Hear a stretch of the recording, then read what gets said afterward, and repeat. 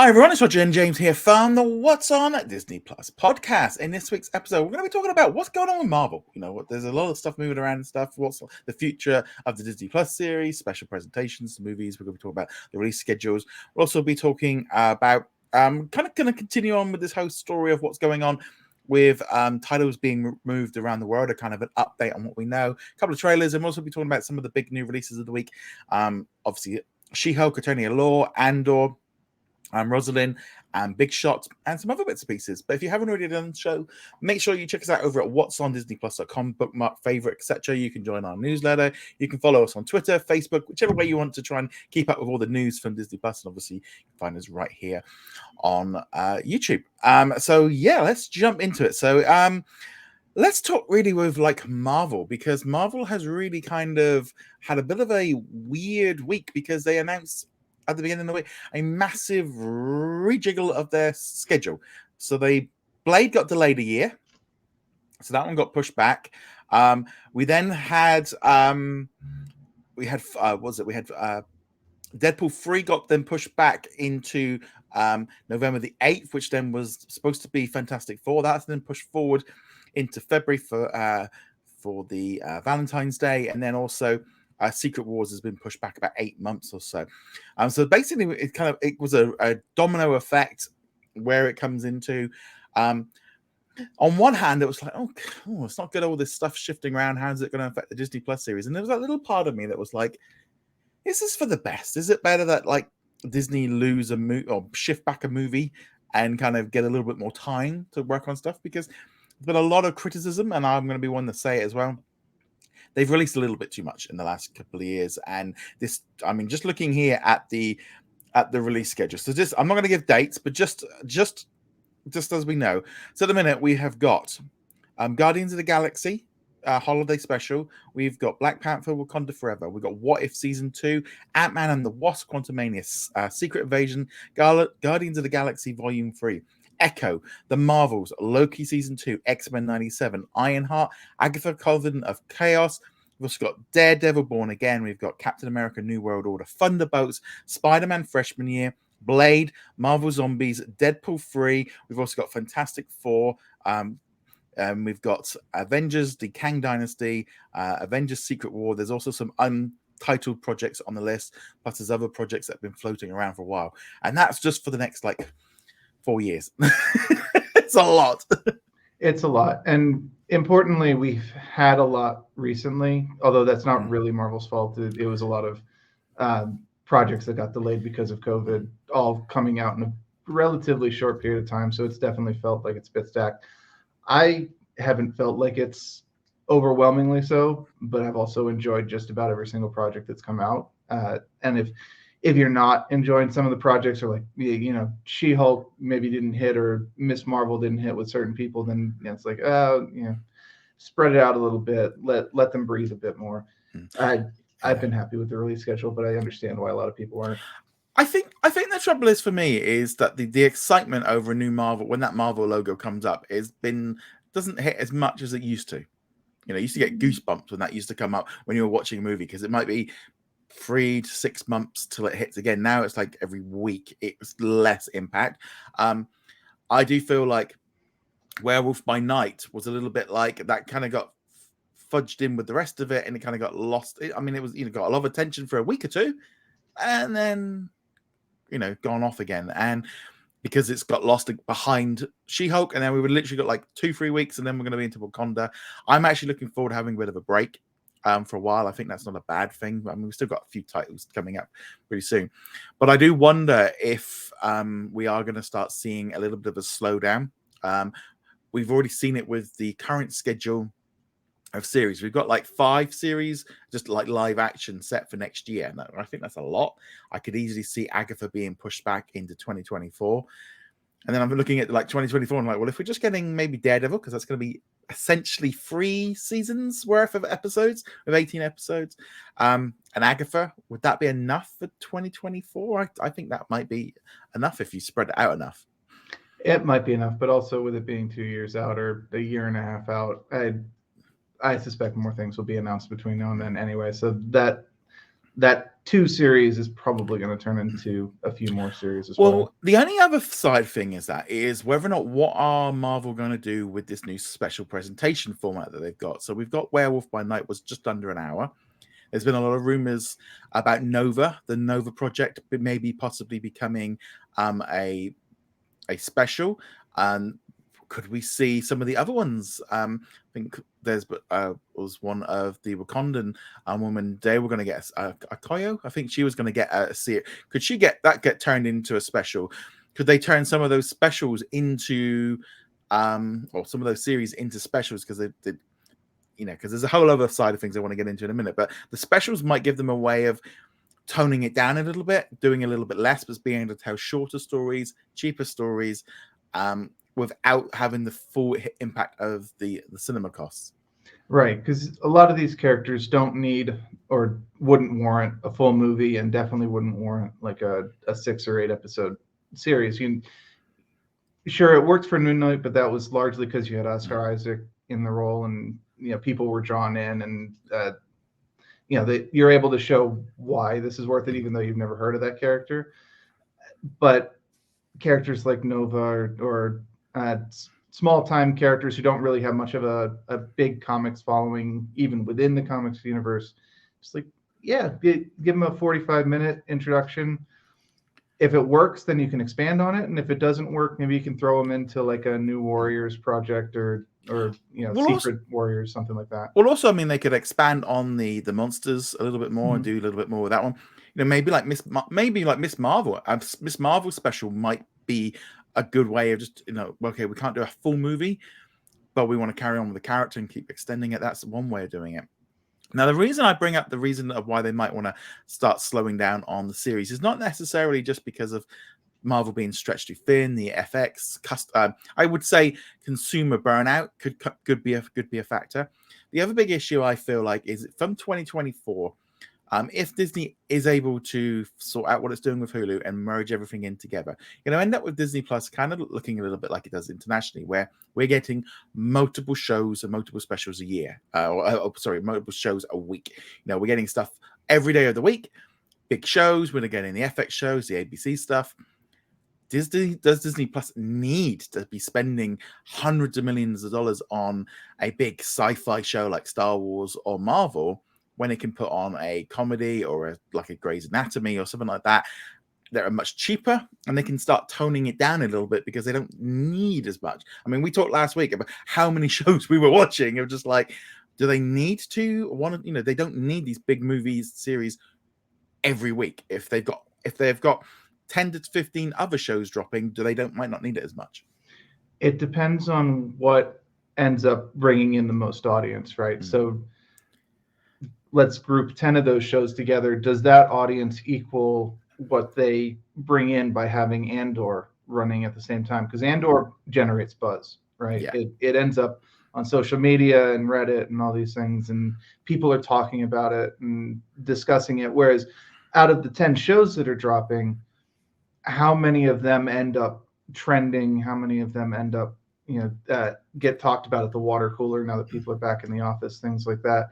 And they've got to do kind of a cost analysis and a publicity analysis on it. What generates them the most return on the money? And I don't know the answer to that. I'm not saying I know what the answer to that is, but that will be probably a pretty big focus of what they're looking at in the next couple of years. See, I definitely think we're going to still get big series. I think we're still going to get the big series, but I do feel like they aren't going to need as many of them. And I think the special presentations might be a way of giving us stuff, but slowing down the budget, and then also just spending less, giving the creators, because I think it's a little bit over the. So I just want to give an example. So like this week alone here in the UK. So we had and on Hulu, we had was it Grimcutty on Monday? We had a brand new horror film. We had Dancing with the Stars. We had new episodes of Welcome to Wrexham. We had a brand new series of Bleach, the new anime from Japan. We also had Mighty Ducks. We had Andor. We had She-Hulk. We also had some Korean dramas as well. Here in the UK, we had like Candy Drop. We had a new episode of The Old Man. In some countries like Australia and Canada, they're getting new episodes of The Simpsons, American Dad. We're getting we're getting the Kardashians, the D'Amelio show. We're getting, we've been getting stuff all, and it's that thing of like when Disney is like unified in the US, it kind of feels like they might not need as much Marvel content, and they've probably seen the data from the last 3 years of the Star Wars and the Marvel shows, because it definitely feels like there's less buzz around Andor than there was the Mandalorian. I mean, I know just by literally like Google Trends in our Facebook group and there's a lot less buzz around that series. There's a lot less buzz around She-Hulk than there was about shows. Obviously, COVID had an impact, but they aren't hitting as hard as they were a year ago. And that's certainly something that they'll keep in mind, because at the end of the day, everything comes down to what will make them money. And if they're spending a lot on a show and it's not bringing people in, then they're not going to spend the money on that in the future. But you got to think that like something like Big Shot or the Mighty Ducks has got to be probably cheaper to make the whole series than maybe 1 or 2 episodes of Andor or She-Hulk. Yeah, no, Big Shot, almost their entire expense is probably playing for Statham's contract. The rest is fairly straightforward. You can get a high school set or set of places to shoot for extremely cheap, and especially in LA. And I can't see them spending an incredible amount of money on that one. Yeah, it's just like you look, when I was looking at this release schedule and going, okay, and then you're looking at the other things going, it's looking a little bit like much less. Now we know in 2024, they're not announced everything yet, but then you kind of think, well, with Daredevil being 18 episodes, it really just like takes basically half the year block and takes it out, and you're like, well, they're not gonna. And like, so I've heard people, they can release like 2-3 episodes a week. Well, then they would just do longer episodes. Well, it wouldn't really. That's certainly what I said. It's like, if you're releasing 2 episodes a week, then you're really just releasing 1 episode with a built-in break in the middle of it. But at the same time, you look at like the release schedule for Welcome to Wrexham, and they're doing like, we'll drop 1 this week, we drop 3 the next week, we drop 2 this week. I'm like, what is going on with this? Yeah, they wouldn't do the same thing with Daredevil. It's going to be consistent, but yes, it'll also be a question of how long the episodes are. At 18 episodes, we can probably expect they'll be on the shorter side, meaning 20-30 minute kind of blocks, but it doesn't mean that they are. We could be looking at an hour-long episode every single week for 3-4 months. Yeah, I always tend to feel like, like the 40 to 45 minute is kind of the natural, like that's the, you get the odd show. I think like I'm watching The Old Man now, and they're like good 60+ minute episodes. But generally, I kind of feel like they keep to the ad, they want to get that ad stuff coming in. But I just feel like now with the talk of some of the series maybe turning into presentations, we've seen like with Armor Wars now becoming, instead of a series, that's now a movie. Whether or not they have realized that actually we can't sustain this, what's going on behind this. Kevin's working very hard in that in that HQ, with the algorithm, and the algorithm might be changing.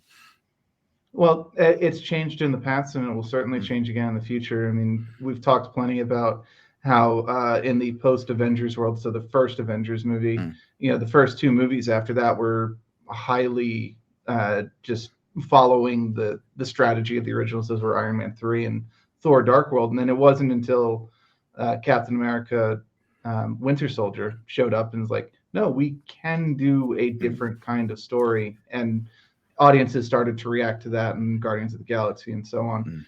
And now, again, people have kind of figured out what the formula is, and they want something a little bit different. And we're starting to see things a little bit different, but we're in the transition phase. We haven't had that Winter Soldier movie yet where people go, oh, Marvel is fresh again, and they have it's going to be interesting how all this comes together. I mean, I do feel like having the Marvel and the Star Wars shows together over the summer, and now the crossover hasn't helped. I think they probably need to avoid doing that, because I feel like, and I do feel like Lord of the Rings and House of the Dragon having lots of big fantasy. I know you can watch all of them, but there's only so much internet discourse, and that's what drives it. And it's going to be interesting when we start seeing the Andor figures coming in. But She-Hulk, certainly the viewing figures for that are much lower than better than Miss Marvel, but nowhere near what we saw with those other series. Yeah, but it's also clear they weren't really targeting those as well. And they've been very upfront about that. She-Hulk is not on the same level as Loki or Falcon and the Winter Soldier, and it's not trying to be. But the question, of course, is do the figures meet where they expected them to be? Do they exceed them or are they under them? And that will determine going forward how they approach things. But yeah, it, it definitely feels like we're at a point now where you can start seeing of, you know, things are shifting, things are moving, and you know, and I don't think that's a bad thing. I think, you know, we've gone past the Disney Plus launch phase now, and obviously we had the COVID and the production thing, and it's like, you know, we've got Willow coming up, we've got Santa Claus, we've got the Mysterious Benedict Society, National Treasure, like to keep us going after, you know, and Andor doesn't finish for at least another 6 weeks yet. We still got another that doesn't finish for a while. So yeah, so there's a lot of stuff to be going on, but I definitely would love to know what you all think of this. You know, do you think Marvel are going to slow down a little bit? I'd love to hear your thoughts in the comments below. Right, let's now talk on to something else that's been going on. Last week we talked on a lot of movies and series being removed from Disney Plus around the world. Many of them were like cancelled TV shows or less than the continuation of the removals has been carrying on this week. I think Singapore had a mass cull. Also down in Latin America, both Star Plus and Disney Plus have been having culls. We lost a load of Spanish or Latino originals as well. They've gone.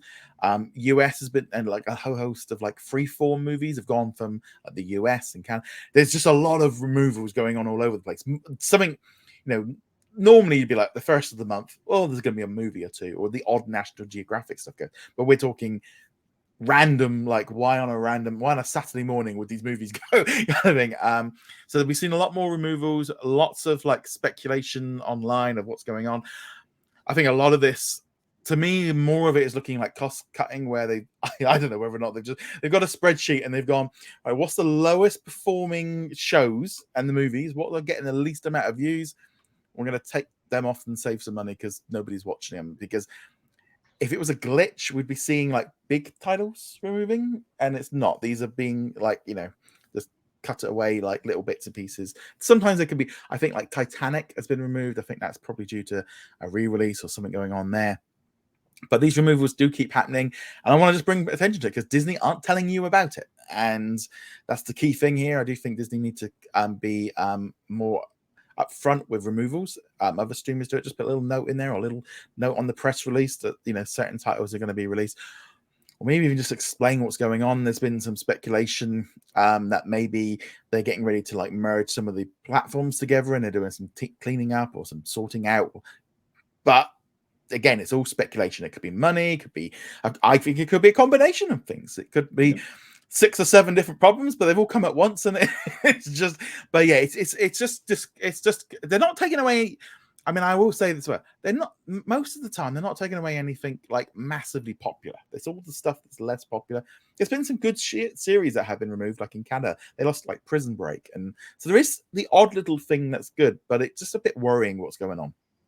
Yeah, and it boils down to communication. And as you were saying, we've been saying this since the beginning, since before Disney Plus even launched, is Disney communicate with us. Let us know. Most people, I think, will be understanding if you just come out and say, we're removing these titles. They weren't getting watched enough, or the licenses are running out on them, or whatever. Sure, people won't be happy because every show has at least a few followers, somebody who really loves that show. But you know, at least if you come out and say it, then it doesn't feel underhanded or behind the back, and that's really the problem. Yeah, I think obviously there's that thing. I think if just in general, just a little bit more transparency with what is being removed.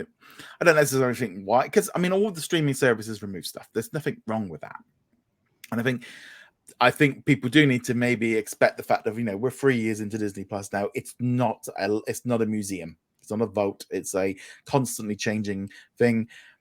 And cost, you know, they're now in a point now where they're no longer chasing subs. They're now about trying to make profit.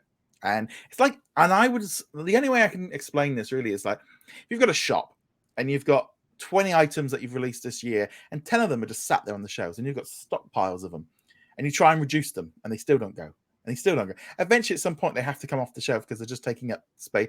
And I feel like some of those shows and movies, they take up server space, which arguably you could say is not a massive cost, but we don't know what it is. But also bandwidth, also residuals are, I think, the main thing of paying people that made them and created them, for them to be there. And if they're not being watched, are they profitable? And I feel we've got to look at it a little bit more like that, rather than it being a museum where the vault is, and we just assume that they were just going to keep adding and adding and adding, and it's like, well, yeah, that isn't being watched.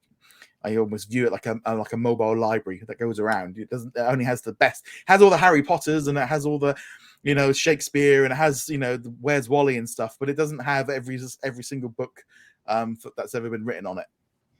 Right. And at least in America, you've got to go to the National Archives if you want to find every single book. There's a chance that yours just won't be in your local library, especially if it's obscure.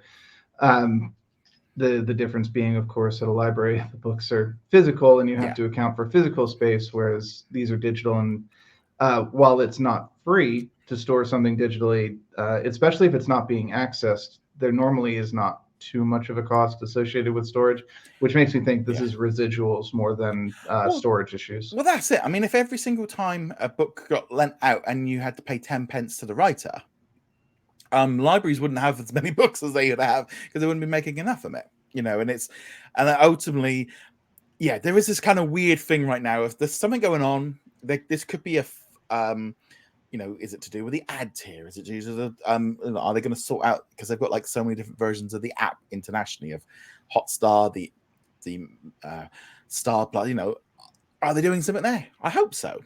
But there's a lot. I think there's more than one issue going on here. But again, just be aware that Disney are taking away some of the lesser known stuff. So I know some countries are just we're losing like sometimes 5 to 10 things a day, and it's just very weird.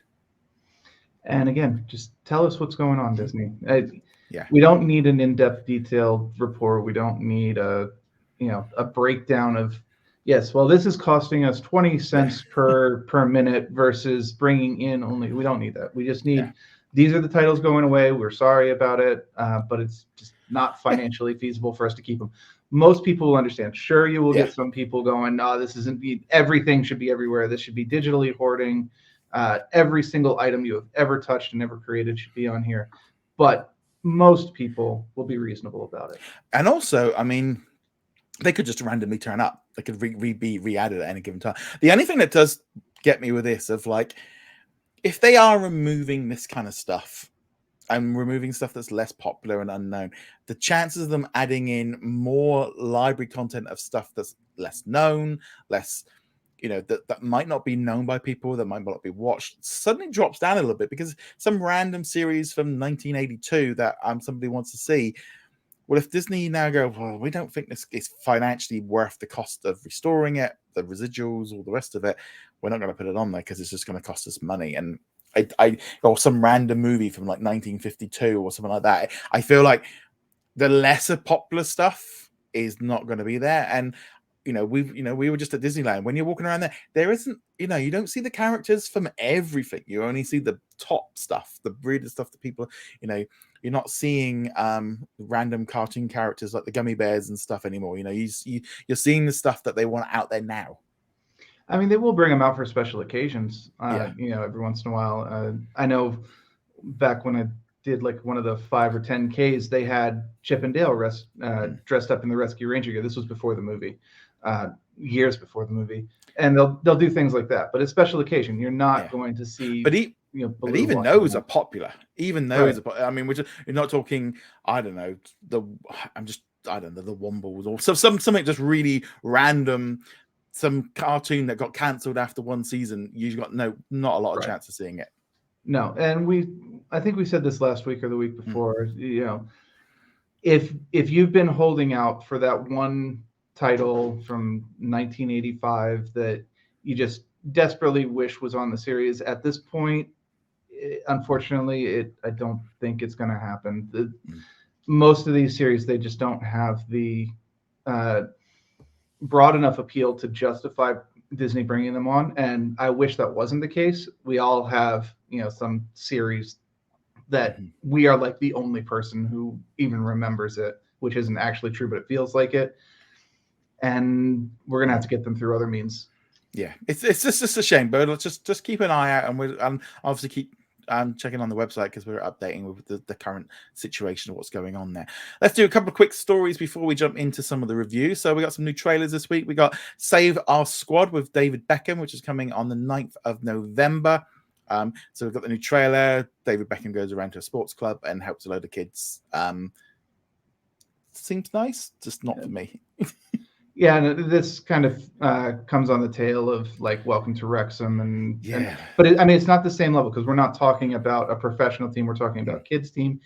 It'll probably be kind of relatively feel good. These kids, finally getting a break because it seems like the facilities they have at the beginning are really rough and literally just like here's a patch of grass and here's some things that you can use as nets. Good luck. And then by the end of it, it looks like they have actual facilities and things. But I do have to agree that this is very specifically targeted. And if it wasn't Beckham involved with it, I don't think anyone would even really be paying attention. Well, I mean, there's probably quite a few different footballers they could slide into that position. I mean, for me, it doesn't hold a lot of interest. I think also off the back of Welcome to Wrexham, which is such an interesting show with how they're doing it, it's appealing. And we're not soccer fans, but we're enjoying the story of what they're doing because they're doing it in a fun way, and there's a documentary to kind of go with it. Whereas Save Our Squad for me is just like, this isn't a show. If this was on any other platform, I wouldn't go near it with a barge pole. But obviously, I will check it out. But just being honest, we will check it out. It is not something I would otherwise, but I also would not have necessarily tried out Welcome to Wrexham, and that's turned out really well. Yeah, really good. I literally did like 2 episodes before we did this. Right. Well, again, the release schedule is really weird. Yeah. But I also would not underestimate the appeal of something like this. Beckham's name still draws people in, and soccer or football, depending on what you want to call it, is still massively popular. Number one sport in the world kind of deal. It'll find an audience. And yes, you're right. It doesn't have to be Beckham. It could be like Rooney or Ronaldo, something like the Ronaldo. But the point being, I mean, unless we start moving into the women's, because the Americans. I'd be even worse. I literally only know like 3-4 footballers. Mia Hamm, if she did that, Americans would tune in. But there are others. Obviously, you guys can put into the comments footballers who you would be willing to watch and educate us. I won't see them because I'm not on social media, but I'm sure Roger will love getting thousands of notifications. Go for it. That's fine. Yeah, carry on. We also got a trailer for the Wonderful Autumn of Mickey Mouse coming to Disney Plus on Mickey Mouse's birthday on the 18th. So we got the new trailer. Looks fun. Just kind of autumn. It feels a little bit late. I know it's Mickey Mouse's birthday, but it's kind of like, to me, like the 18th of November. I'm like, we're like a week away from winter at that point. It's the kind of autumn's pretty. And I'm surprised they went with autumn for the US name. I was surprised. I was like looking for it, and I automatically assumed that they would have renamed it the Wonderful Fall of Mickey Mouse. But then I realized that might not sound good. The Wonderful Fall of Mickey Mouse. I mean, naming doesn't always go the way we want. I mean, that was something we didn't bring up last week with the Werewolf by Night. Some of the naming of the characters in that has resulted in some very interesting comic titles over the years. But autumn, fall. Well, I think it's more the Wonderful Fall. No, I get it. It's just like, that's probably not a good. It's probably not a good one. But so that one looks pretty good. It's gonna be fun. I think that might be the last. That's the last of the seasonal ones. We don't know yet. Know if this is going to be carrying on with some more seasons and stuff because the style. I'm surprised they're not. Because I mean they're just literally about to put Runaway Railway into Disneyland. So with the style of this kind of cartoon, so it is brand new. But I don't know. That one looks fun. Also, and I haven't really. We also had another brand new announcement this week coming on December the 9th. We're getting Adina Menzel. We're going to be getting Which Way to the Stage. This is a documentary which follows her life as she's doing music and she's doing a concert at Madison Square Garden. Doing interviews, talking about the travel schedule. She's also talking about fertility and stuff. Sounds like it could be interesting. I mean, saw her at the D23 Expo, so it's like, it'd be nice to know a little bit more about her. I've liked her in the songs from Wicked and Frozen and stuff, so it should be a lot of fun. Yeah, she's got quite the following now, especially thanks to Frozen. Not to undersell Mm. Wicked, which was like her big rise to fame musical. And I think there's quite a bit of there are quite a few people who will be interested in seeing this, and I'm one of them. Yeah, so no, I'm looking forward to that one. So that one looks pretty good. Right, okay, so that is the news for the week. So before we go any further, just quick bit of housekeeping. If you haven't already done so, consider becoming a YouTube channel member or a patron where you support the channel and where you can help towards paying for all of the bills and stuff that are required, hosting, fees, all kinds of stuff that we need. So big thank you to Tim, Chuck, David, Mahmoud, Raphael, Adam, Dana, Ricky. We've also got Dave, My VCR Still Works, Bina, Joshua, Dawn, Martin, and Sarah. Thank you for your support on YouTube. While over on the Patreon, a big thank you to Babak. We've also got Paul. We've got Filton. We've got Daniel. I'm just in here. I think I put the wrong one on. There we go.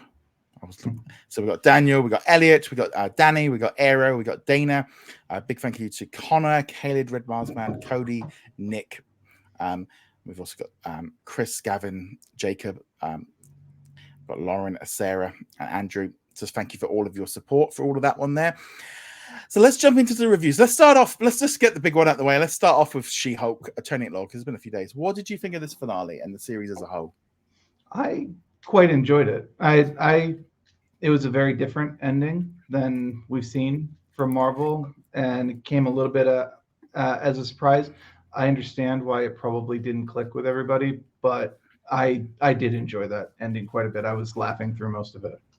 I was really laughing. I really enjoyed it. Was that kind of thing of like, it was like, this is a lot of fun. This is a lot of fun with it. I thought it was great. I mean, I was laughing during that whole like Kevin scene. I thought as a whole it was just, I enjoyed it. I got to the end and went, wow, they really kind of went way off the rails there. Which the whole series has been a little bit like that. I think the whole going off the Kevin thing of like, I really enjoyed it and I was laughing along, but I don't know if my dad or my mum know who that is. So that's where there's a little bit of an issue with it. It was very different. It's definitely, I mean, this whole series has, but it's kind of so weird because the series also is completely aware of the fact that that this was going to happen, and everyone's replying to it in the same way, and the irony of it is so like, and like people are like, yeah, but you're doing exactly what it said in the show that you would do, and you're the villain. It's like the show's telling you you're the villain, and it's like, I mean, I thought it was, I was really hoping for that season 2 announcement at the end because I did watch it, right? But yeah, I really enjoyed it. I didn't like the introduction of Scar. I would have liked that to have been done properly because I mean, remember with World War Hulk and what brought that in. I kind of feel like they fudged it by not doing it properly. But that was if that's my one complaint.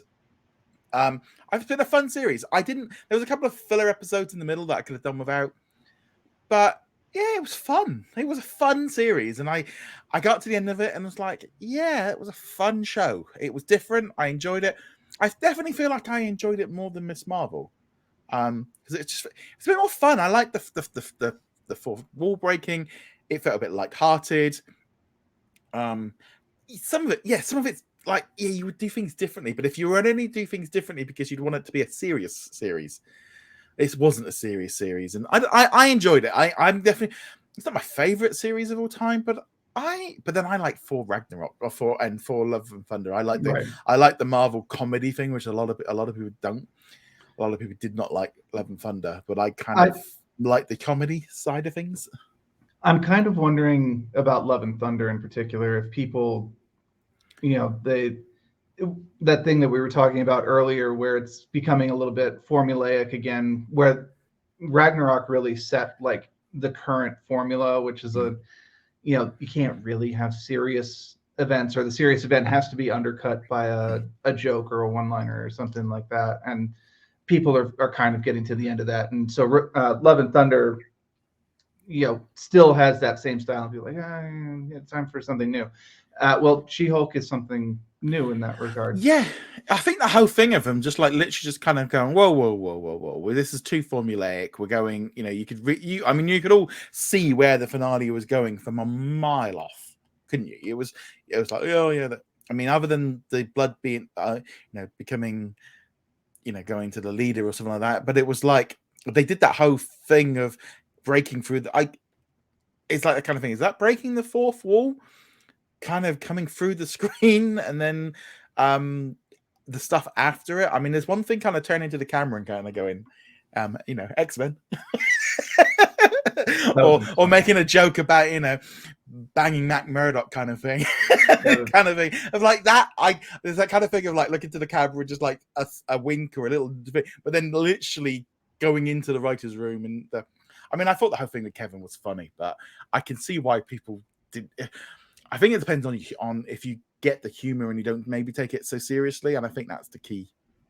And part of it was also expectations too, because as the show rightly points out, the Tom or whatever his name is getting the super Hulk serum himself and turning into a bat, and like, yeah, okay, that makes sense, because I was like fully in with this is the ending they're going to give us, because that is how Marvel things go.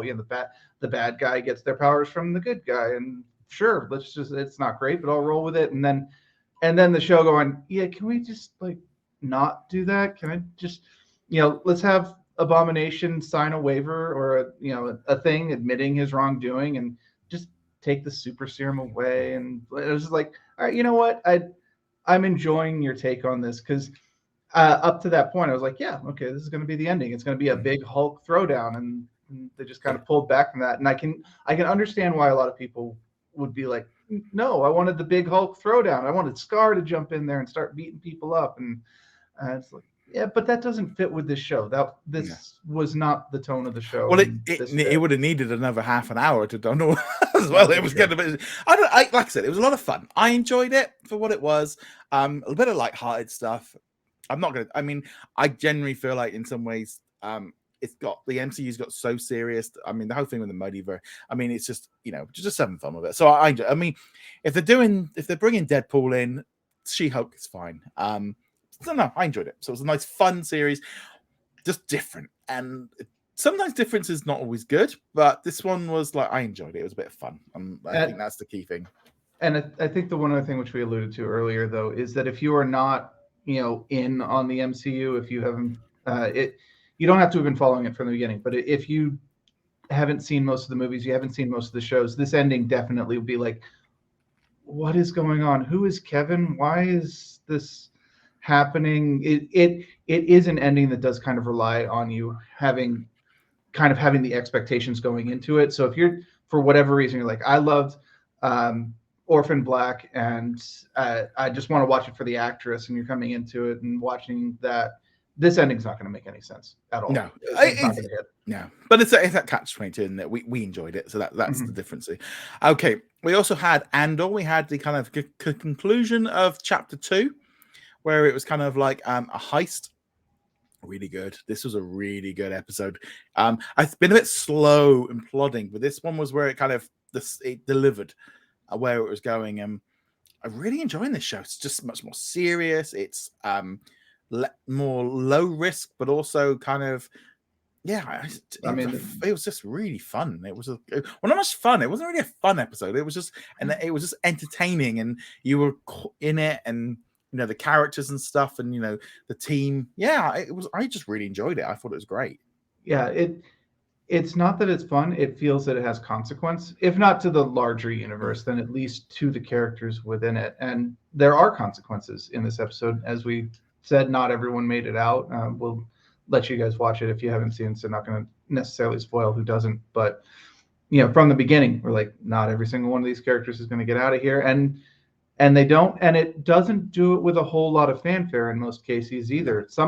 There are a couple of the characters who are just like there 1 minute and gone the next, and yes, you get a shot of like, where is this person, and you're like, well, they didn't make it, and that's the end of the story for that. And I've got to admit that they did try and pick off way too. They tried to pick off way too many credits, because there was so many left. They left. I was like, guys, you needed a lot more people to get this stuff on.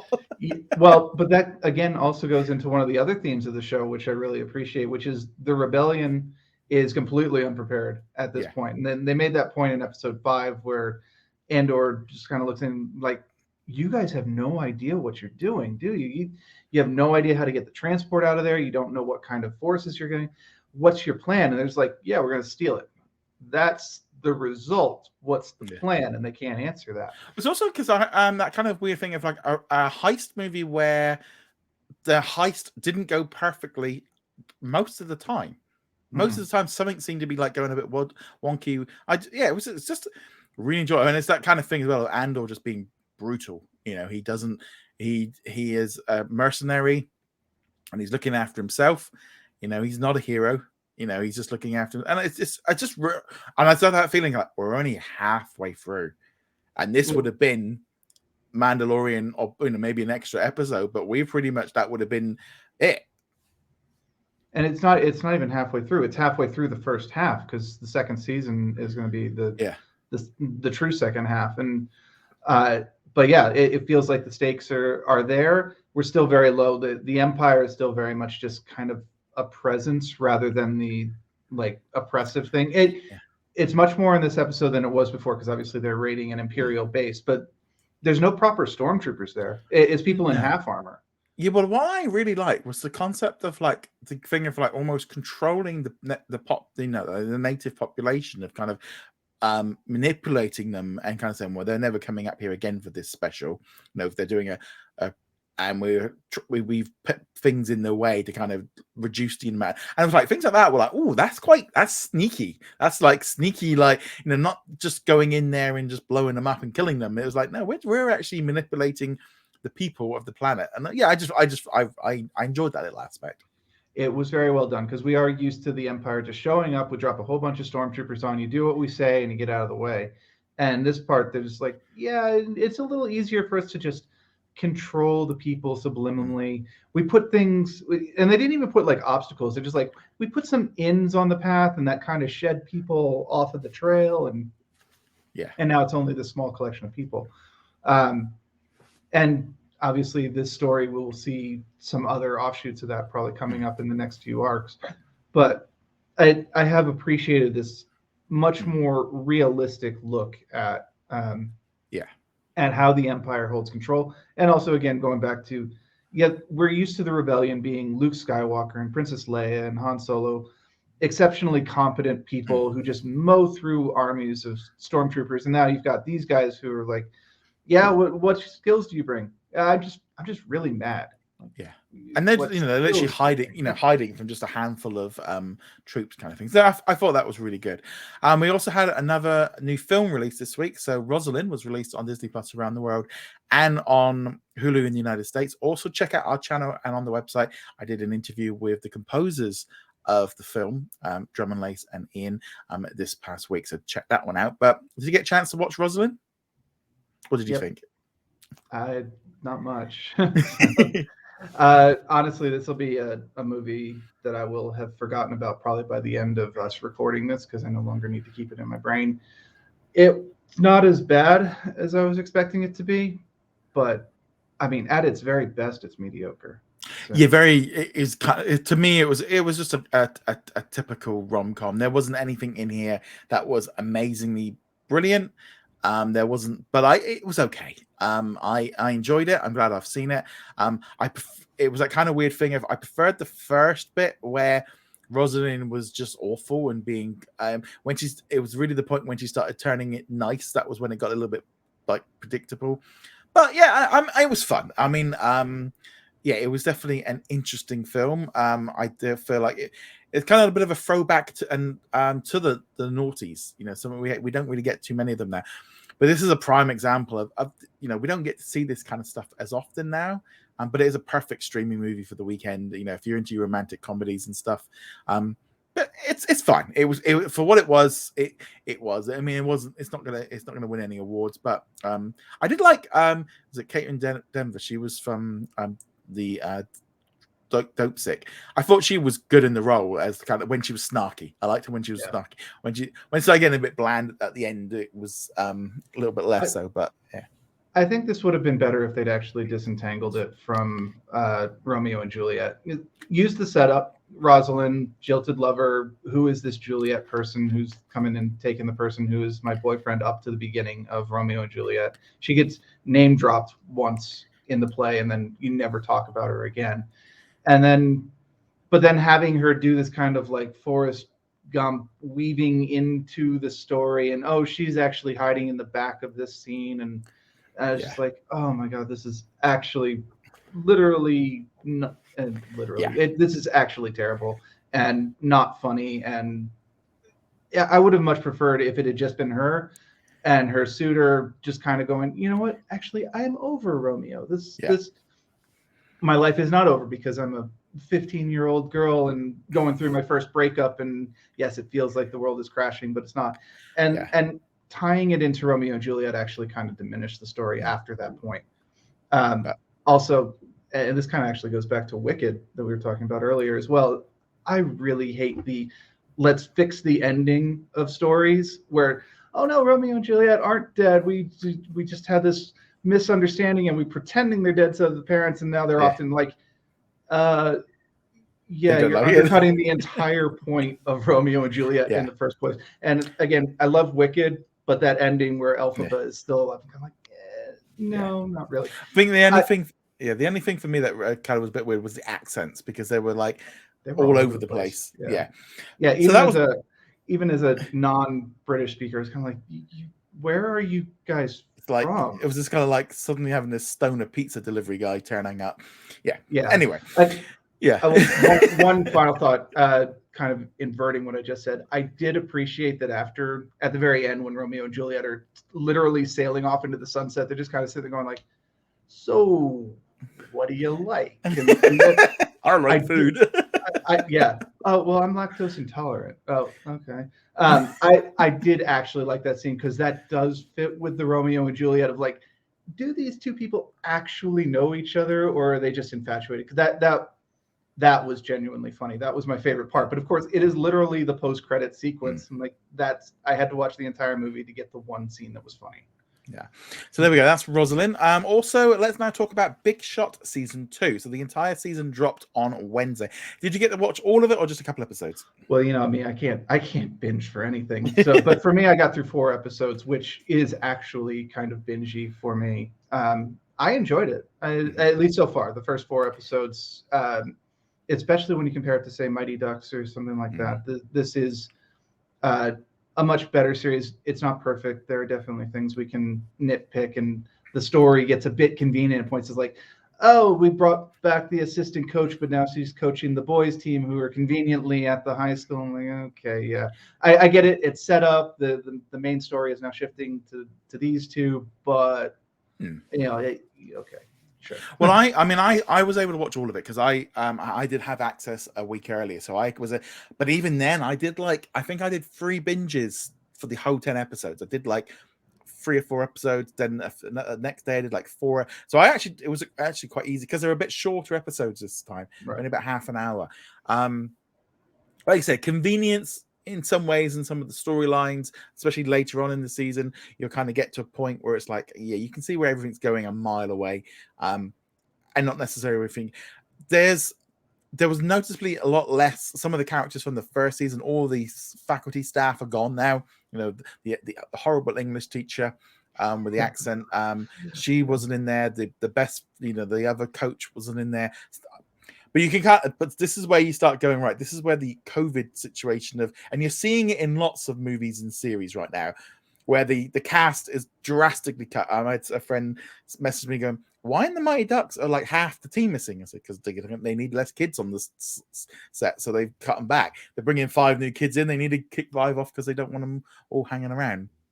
So there's a few new things. They bring in a few new characters along the way. The new girl kind of is a little bit like a new version of Coach Korn, and with the aggressiveness, and obviously she tones it down by within a few episodes. The whole thing of bringing the boys into the school was a little bit like, You don't think there might have been a few little technical issues and like money issues and some other stuff that would have, suddenly like, well, if you're going to merge the schools in together, you would have kept the kids in different classes. You wouldn't have merged them all into one on just with a day's notice. I'm just like, if you're going to if you're sending your kid to a high end prep girls' school, you're still going to try and keep them away from boys as much as possible.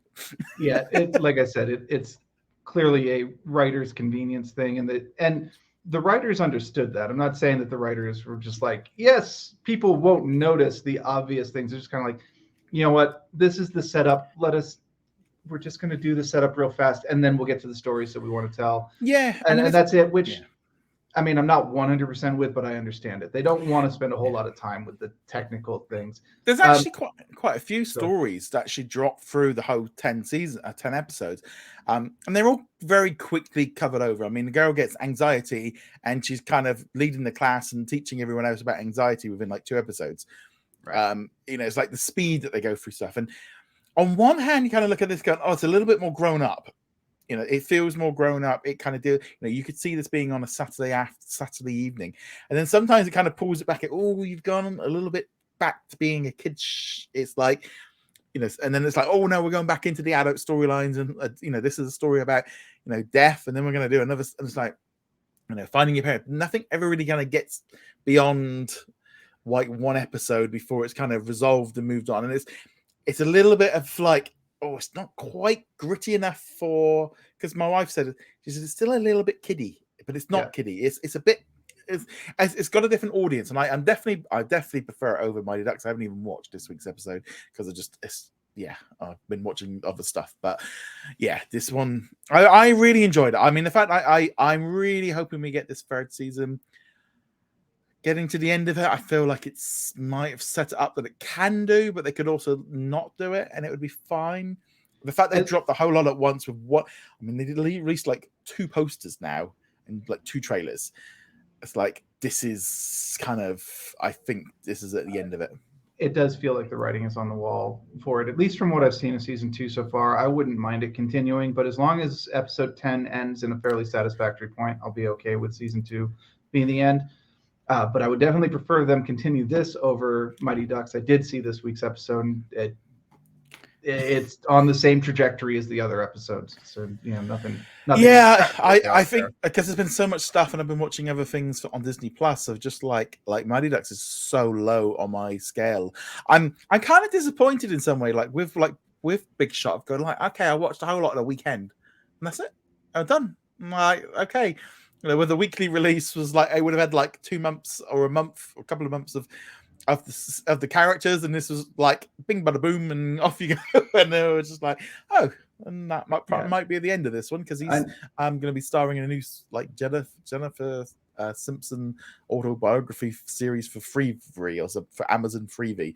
I'm like, okay. Sure. It's like, well, once you start going off to other shows, you start going, oh yeah, the Well, I think that's less the case than it used to be, but it's certainly an indicator that they're ready to move on to different projects. But given that most shows, especially with the shorter season length, because you're only working on a show, particularly as the actor, for a handful of months now, and you've got an entire year to fill up with stuff if you want to.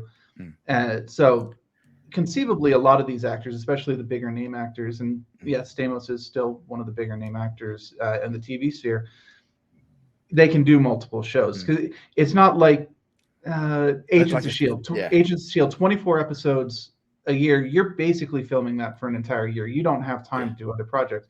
But if you're doing a 10-episode, half-hour series, that's 3 months, maybe another. You got to do a callback to do some additional pickups later.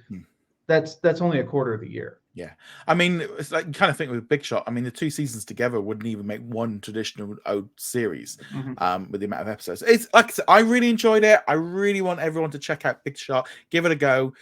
Season 1 and 2 are fully there for people to binge. I think it's one of the best of the Disney. It's the best of the Disney drama stuff. Really, I'm thinking. I'm just trying to compare. I mean, the trouble is it's not a great list, is it? Really, when you kind of look at it, of like Diary of a Future President and Turner and Hooch. I was thinking like Mysterious Benedict Society is the only one that really comes to mind. That feels so different in terms of. But Big Shot is, again, a series about a basketball coach is not something I would have thought I would have liked, but I really enjoyed it. Really enjoyed the second season. It is a bit, it can go a bit. It's not the most amazing show of all time, but it's fun. It's heartwarming, and you kind of get that feeling with it. One thing that I do appreciate about the show, for the most part, is that a lot of the characters just talk out their problems. I know you were talking about how like the problem only exists for a single episode and then you kind of move on. But the other side to that is, I think it's episode 2 or 3. We find out that his daughter has been playing basketball. Not that big a surprise. The daughter of one of the biggest basketball coaches in the country is probably going to play basketball. But then him just not understanding why she doesn't want to play anymore and recognizing how terrible he was a coach. But then they talk about it and he kind of comes around, and of course, with the perspective that she provides, he watches the tape and he's like, oh wait, yeah, I was a complete ass to her. I was treating her like one of my college boys when she was 8. And you get that moment where it's like, yeah, he's an adult and he recognized that he was not a great basketball coach to his daughter. And they actually handle that story, because when it goes on a little bit later on, they actually handle it quite interestingly, not in a way you might think. But also, just in general, his characters are much more toned down. Mm-hmm. He's much more. He is, he has the odd little blip and stuff, but he's much more. He's in some ways happier. He's more happier where he is. But yeah, really good series. So before, what else have you been watching this past week on Disney Plus and Hulu? I've been watching Welcome to Wrexham. We'll talk about that next week, because I believe the final episode is next week. Yes. Yeah, I think I've got 2 or 3 more episodes to go. I've done a binge of 5 episodes this week, so I'm catching up quite nicely. So that's got the weird release schedule. And next week I think is only 1 episode. No, it's done. It's done now. Oh, it's done now. The final episode has. I couldn't even tell, because I'm like, you're on episode 17. How many? 18 is the final 18 total. So I've seen the whole series, but we'll talk about that another time. I also watched Reservation Dogs, that completed a couple weeks ago. It's been confirmed for a season 3. Went in a very different direction than season 1. It basically became like a slice of life on Indian reservation, which actually worked really well, I thought. I need to get back into that show. I've not really. I kind of drifted off halfway through season 1. Understandably, I think part of it depends on your connection to it. But that, and there was one other one. It was an FX show, but now I can't remember which one it is. Well, I finished off the Bear. I finished off the entire season of The Bear. That is a fantastic show. One of as a former cafe owner that used to make sandwiches, so I mean, he's a little bit level, but there were so many things in there which I thought they got. So dealing with the health inspector, dealing with the effect of what happens when all the power goes out, you've got to rush to get stuff fixed. There was the ending I wasn't so keen on, with how they found the money, but the issues with the staff, and it was just a really good show. I can see why so many people liked it, and I'm definitely in that camp of going, this was a really good show. So if you haven't watched The Bear, give that one a go. I just finished episode 2 of The Old Man. I'm a little bit behind on the I'm about a week or 2 behind here in the UK. They're advertising this one heavily here in the UK. It's on television and on the radio, that they're advertising The Old Man. It's just a shame they didn't get it out in the summer. It's just really strange of how they did it, but I'm really enjoying that series. That's quite gritty and dark as well. The only thing about that one was it was another show I didn't even realize finished. 7 episodes, that one. Yeah, it's 7 episodes, and I watched episode 7 and was like, cool. I'll watch episode 8 next week. And I'm like, oh wait, no, the season 1's done. I'm like, what? I didn't even feel like 7 had an ending. I won't spoil things for people, but it felt like a very unsatisfying end to season 1, mostly because I didn't even realize it was done. Yeah, but it's a pretty brutal show as well. But like I said, only 2 episodes in, really enjoying it. This one might be a bit of a slow burn for me. Of it's going to be probably a weekly watch, but it's hard to binge, because it's that little bit we're getting them weekly. I don't even know what episode we're up to at the minute. The Old Man we've only got episode 4 at the minute. So I'm at least 2 behind. I still haven't caught up on the Walking Dead. I need to do that. I might do that tomorrow because I've got some free time. Yeah, as well. I'm just trying to think. Me and my wife watched the Kardashians as well this past week. Enjoying it. Was kind of quite funny with that one of trying to explain who Martha Stewart was to my wife because we saw her big poster in Las Vegas the other week, and because she's got a restaurant there, and then like my wife's going, "Who is she?" And I'm like, and then I had to Google. Just like, who is it? And just yeah, so that was a good show. The D'Amelio show as well. I'm continuing to watch that one. Just if you, I think with the whole social media thing, I find that one quite interesting because it's kind of like a in some ways, like especially with the Kardashians, you tend to look at that one and go, this is them like 20 years, what they would be like if they were breaking in now, of being that much young with more social media. I'm trying to look at what else I've been watching. We watched the first episode of Candy last night because that dropped on Wednesday this past week. We got the whole season at once. So watched the first episode. That was a bit dark and creepy. I know that came out in the summer in the US on Hulu, but yeah, that was a bit of a creepy series. I think I missed that completely. I don't even know what that's out. I'm picturing like Candyman, but no, it's like it's Jessica Biel, and it's like set in like 1983. I only know that because 80 when Empire Strikes Back came out. And yeah, I'm just trying to think what else. Yeah, so we watched an episode of that last night. I didn't get around to watching Grim Cutty because I didn't really fancy that one. But yeah, so it's just nice little selection of stuff. I mean, we've got like I think. Next week we have. I'm just trying to think what we've got next week. We've got Andor because there's quite a few shows left next week, which is kind of interesting.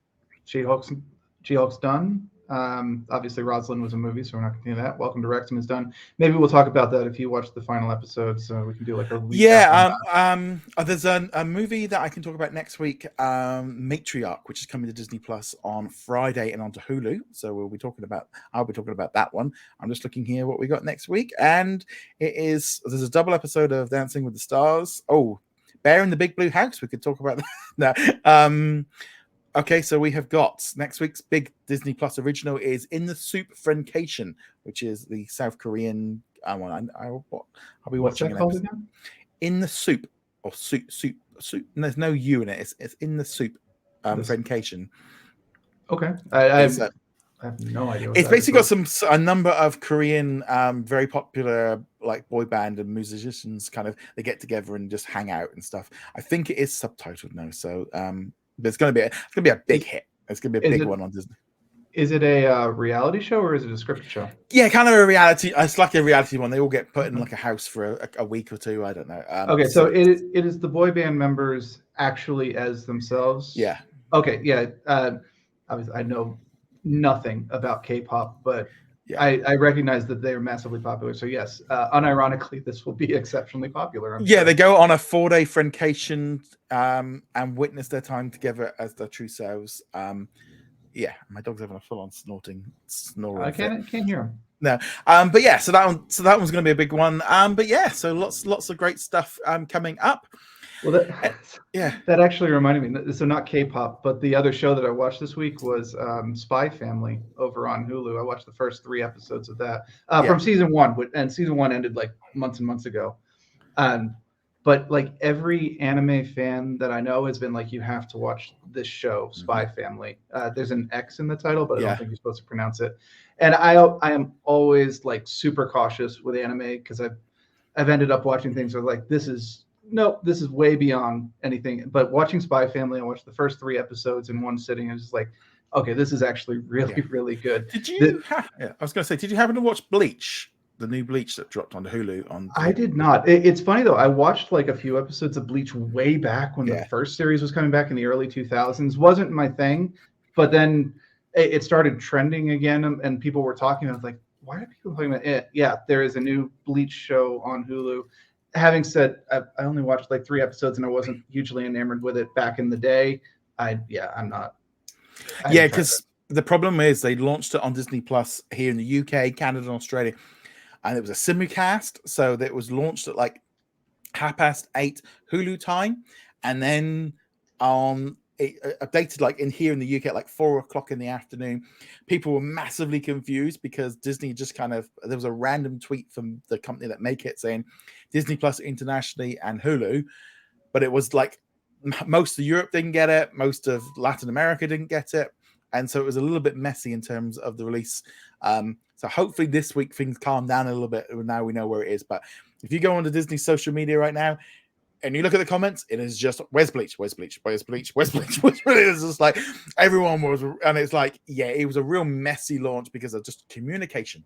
No communication about this show at all. I think I don't remember what the title is, but I think Disney, at least in the States, is sitting on another anime, one that's even completed already. I don't remember what it's called, but I know that alongside this Where's Bleach talk, there was where's this other show that people are looking forward to. So apparently Disney is not doing great with their anime releases, which is too bad because it is still a very popular medium. I'd say their global releases as a whole. This is the problem with their global releases. If it's not a Disney Plus original, they don't seem to be able to get it right. It's the team. I don't know. I don't know what's going on. But nevertheless, anyway. So that is this week's show. We'll be back to next week with another podcast episode. Obviously, you can check out our live Q&A here on YouTube on Sunday night, and we'll have the news videos going up right through the week with all the news updates. So then, guys, thank you very much. See you guys soon. Later. Thank you very much for watching this video. Make sure you go check us out over at whatsondisneyplus.com. Like, follow, and subscribe. Also, a huge thank you to all of our supporters over on Patreon and also on our YouTube channel memberships. And I shall see you guys in another video. Laters.